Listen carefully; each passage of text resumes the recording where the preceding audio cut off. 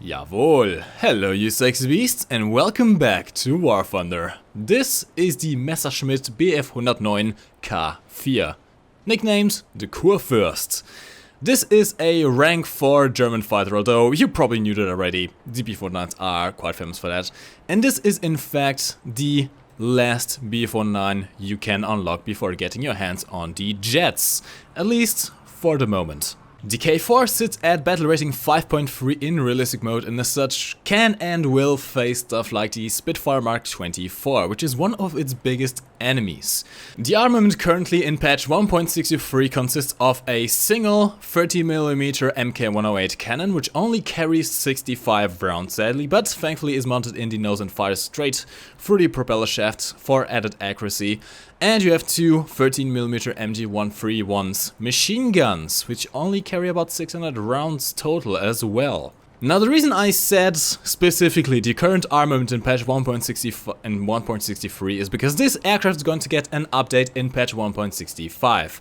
If you saw my patch notes video, this aircraft will now, will very soon have the option to replace this MK108 with a 20mm MG151.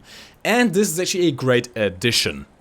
For the simple reason that this MK103, actually no, MK108, I wish it was an MK103. But this MK108 is one of the biggest drawbacks of this aircraft. Now, by the way, before we go into the gameplay, did you know that some aircraft have fully fledged wiki pages now, and there's a lot of freaking information over here. Let's see, let's put it into realistic mode, metric system of course, because metric master race, and see what some of the stats of this aircraft are. So, the aircraft weighs around 3,700 kilograms on takeoff. This is quite heavy, especially for a 109 variant. This is one of the heavier 109 variants, which makes this aircraft not very maneuverable, not very great at climbing, acceleration is kind of lackluster as well. The engine has a maximum output of 1,400 horsepower, although do keep in mind that this does change with altitudes. Up to around 6,900 meters you can expect around 1,260 horsepower. Sadly, the airframe is starting to show its age at this point. Keep in mind, this aircraft has to face stuff like the later Griffin engine Spitfires, it has to face the P-51s, it has to face the later P-47s, the LA-9s, the upcoming L-11, I think there's going to be an L-11 added soon, and of course the F-8F Bearcats. And it doesn't really have many, if at all, advantages against those aircraft. Now keep in mind, there's a slight disclaimer here, I am not a very good Bf-109 pilot, or well, NG fighter pilot in general. I'm very good with stuff like the P-51s, P-47s to some degree, but Bf-109s and Focke 190s, especially the later ones, have always given me massive problems. And in this case, my aircraft is completely stock. Yeah, that is a that is kind of a big problem. As you can see, I only have the radiator installed. Oh, by the way, something I forgot to mention about the armament is that yes, you can unlock the gun pods to install two 20mm cannons underneath the wings, but that will reduce your performance even more, making you slower, making you heavier, making it all around even worse performing. But you know what, this is enough theory crafting for now. I want to take this thing into battle and compare it with how it will be after 1.65. So do expect another video on the Kurfürst once patch 1.65 hits. Although, then again, the Spitfires are going to get a buff, aren't they? Yeah. I don't think this thing will be doing too well. But that's why we have a special game mode, because we are not going to go into air realistic mode. No. We are going to go into Enduring Confrontation. See you in the game. Alright lads, we are in the game. Now this was actually pretty fast. This is currently actually mostly full AC. Nice. So as you can see, the cockpit is still just about the same. The aircraft model has been in the game for a while, so the dials are all a little bit blurry overall. This skin, by the way, is a unlocked skin. I did pay GE for that a long while ago when I first started to play this aircraft, although I quickly gave up playing the aircraft after realizing how bad this thing actually is when completely stuck. But this is exactly why we are in Enduring Confrontation. Also, Mr. Energized, hello! Let me just quickly say hello there. Alright. By the way guys, if you ever spot me in a game, Don't be afraid to say something in the chat. I always like to read the chat and interact with you guys. Although, keep in mind that if I don't respond, I'm probably recording something important and not paying too much attention to chat. But chat to the side. Let's see. What can we do here? Alright. Now, Enduring Confrontation has the... well, not just one advantage. It has a couple of advantages, really. First of all, you don't get penalized for dying all that much. You can respawn in this game mode, which is awesome! One of the biggest problems I have with this aircraft, or that I had with this aircraft back when I was trying to fly it stock, which technically still is, but you get the point. The first couple of games I had in this aircraft when I first unlocked it. The biggest problem I had was that it just didn't perform at all against other aircraft on equal terms. Now, the trick with this aircraft is energy fighting. That's what you need to do. That's why this thing is so heavy. Or at least, no, it's a consequence of this thing being so heavy. You have to use this thing as an energy fighter, you have to climb, you have to get altitude, you have to be above your enemies at all times. Keep in mind, this thing is not very fast, not particularly fast. At low altitudes, most of everything is going to catch it. So, altitude is your only trump card in this thing. Now in normal realistic battles that is an issue, simply because everything else starts on same terms. You don't get any special advantages. Now, actually let me check, does this thing get an interceptor spawn? It does not! It does not! This thing is classified as a pure fighter, so it does not get an interceptor spawn, meaning it has to take off from the airfield no matter what. Thankfully, this thing does not face Japanese, as the Germans never really fight the Japanese. There were allies in World War II, of course. In realistic mode, it wouldn't make much sense unless you are in combined battles. The problem is, well, against everything else, you still have the Spitfires that climb much better than you, that have much better acceleration, better guns, arguably. Actually, factually, they have 4 20mm Spanner Mark 5s.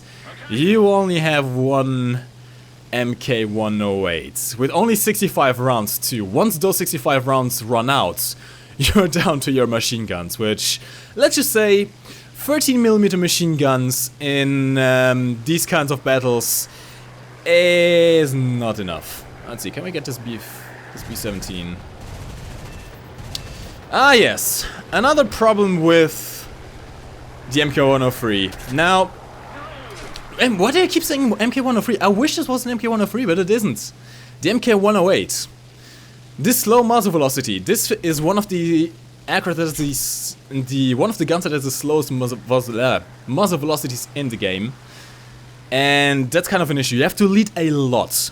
Now against bombers, against big targets like the bombers, that's not too much of an issue. You can kind of hit them, although keep in mind that the gunners can force you to shoot from longer ranges, which can be problematic. Also, this guy is really focusing down on me. Ah, shit. Yep, there's another problem. This thing is heavy. This thing is heavy. I tried to evade those 50 cals over there and tried to pull up my nose to get the guns on target. The problem is, this aircraft being so heavy, you suffer of not very good elevator response. Especially the high speeds. This thing is kind of known for compressing pretty harshly.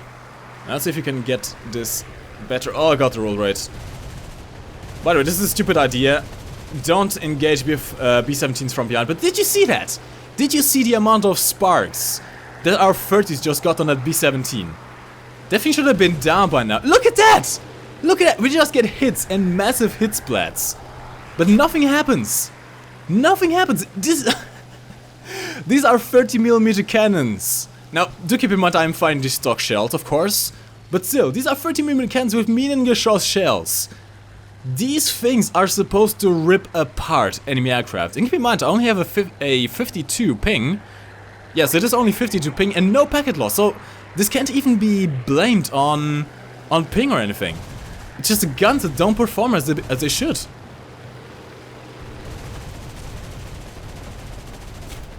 Well, at least the 50s aren't doing too much either. But yeah, I realize, okay, before you write it down in the comments, I realize it's a stupid idea to go behind the B-17 and try to take it out that way. But look at this! I expended my entire 65 round ammunition load into that B-17. And he's still flying fine. He doesn't give a fuck. No problems whatsoever. His smoke died off. Okay, I disrupted another one of his fuel tanks now with the 30 mils, but the 30 mils are not going to be enough to take that guy down. In fact, if the guy was a better shot, he would have long taken me down by now. And keep in mind, this thing is designed to take down bombers. I haven't even touched on aircraft yet, on other fighters. Because that's kind of the problem with the thing. As I said, it's already pretty hard trying to take down bombers with these guns. Simply because you don't have enough ammo. They're kind of hard to aim due to the rather slow muzzle velocity. Although they are now mounted, so that's a bonus. Finally, B-17 is going down in flames. But for now, we need to go back to base. Let's do that whilst we're at it. Also, I think there's a Tempest. Hopefully it's not going for me. That Tempest actually is fast enough to catch us. Especially since we are completely stuck. So, let's try and head for the safety of our own airfields as soon as we can. But, yes, what was I talking about? Bombers, of course. Come on, don't tell me he's going to survive that. Don't tell me he's going to survive that. If he survives that, I'm going to rage so hard. Come on, you've been burning all this time, just go down. There we go, oh shit. Oh fuck, it's B-47. Oh god. Don't do it, don't do it. It's a D-25. It's a D-25 and they had no problems catching up to us. And now our control cables are down.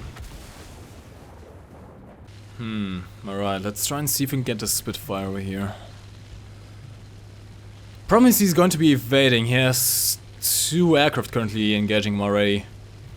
Although this is great, if you don't get him. Although he's pushing down.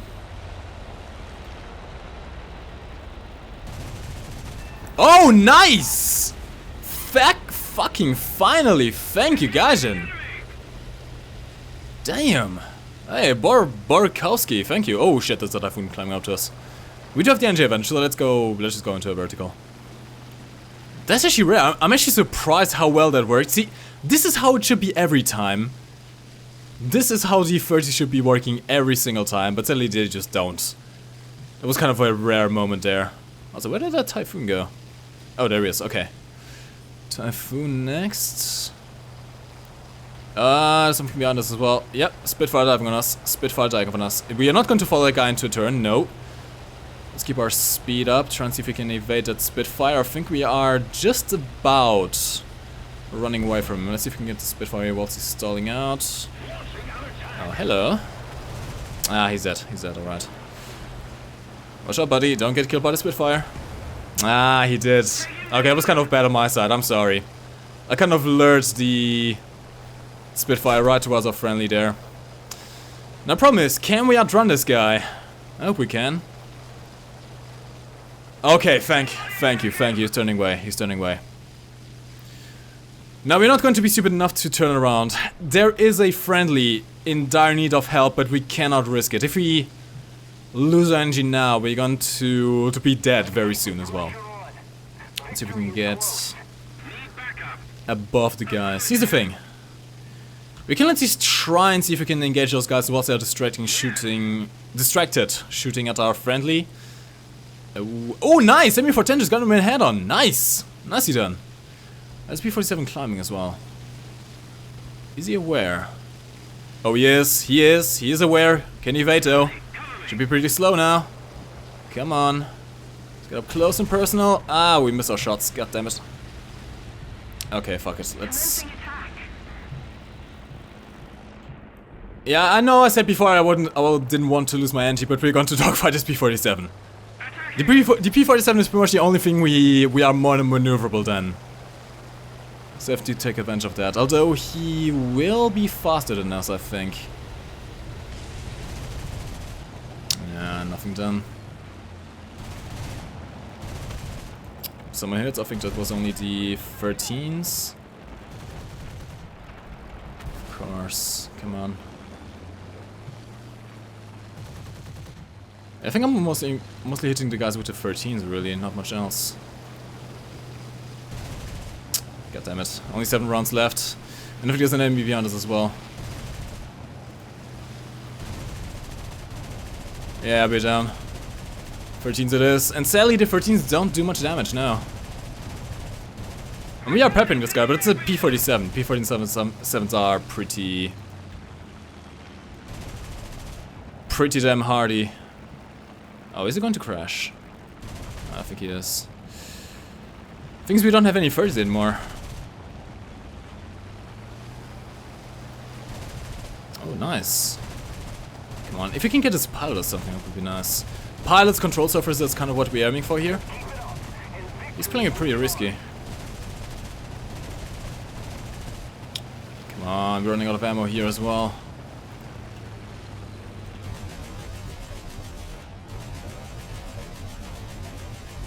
Look at it! Oh, fucking funny! Did you see that? Did you see the amount of fire we put into the fuselage of that thing? Not doing anything! Not anything! Literally, we shot through the entire aircraft and all we got was the pilot. No elevators, no tail damage, not even a central gear lag. Oh my god, these guns are awful.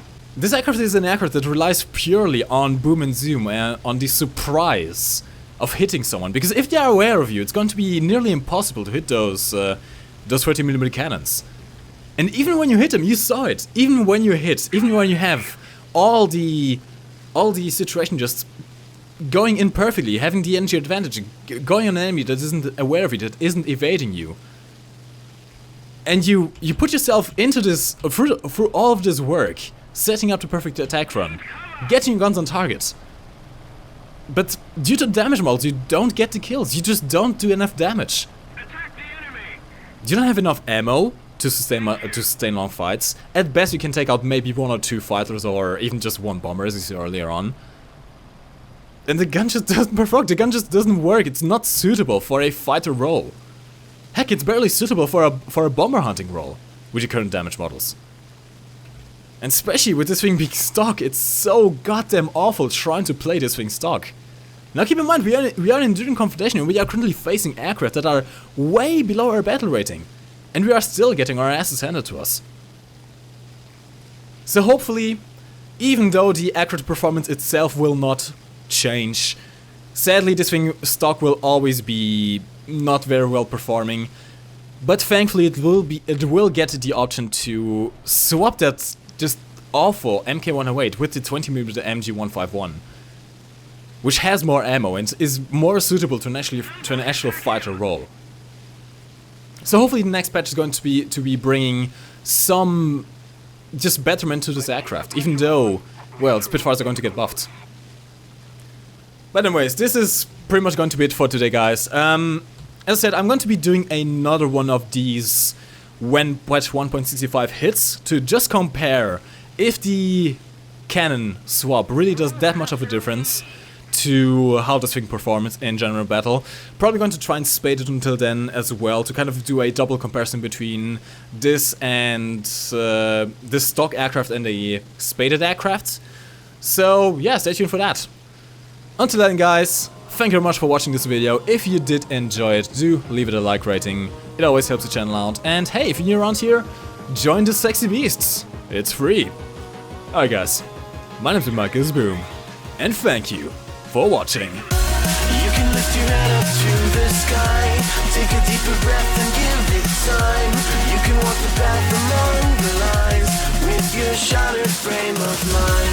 Or instead you could always stay. We can wait right here and play until somehow you can find